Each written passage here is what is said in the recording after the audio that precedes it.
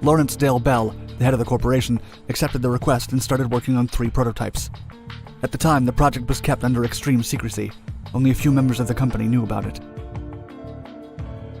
To get away with the construction of the first American fighter jet, the parties involved launched a disinformation campaign. As part of it, the United States Army Air Forces named the project P-59A, suggesting it was an extension of the separate Bell XP-59 fighter project, which had already been cancelled. Almost every element of the project was mislabeled to confuse German and Japanese spies should they get a hold of any information.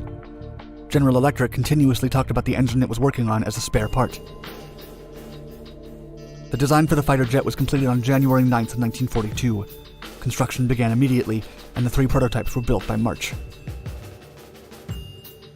The XP-59A. Lawrence Dale Bell, also known as Larry Bell, hated flying, despite being an aviation executive.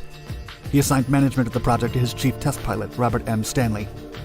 Despite Stanley's reticence to take over executive duties, he led the project for the company, and the first prototype was shipped to a test site few had ever heard of before. Muroc Army Airfield was rarely used, hidden between the San Bernardino Mountain and the Shadow Mountain in California.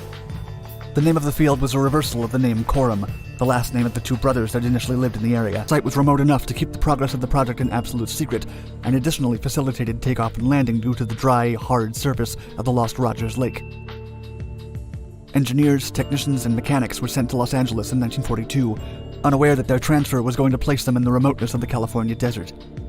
The first XP-59A to arrive got to the airfield on September 12, 1942. It was sent to California by train and took 7 days to arrive at Muroc.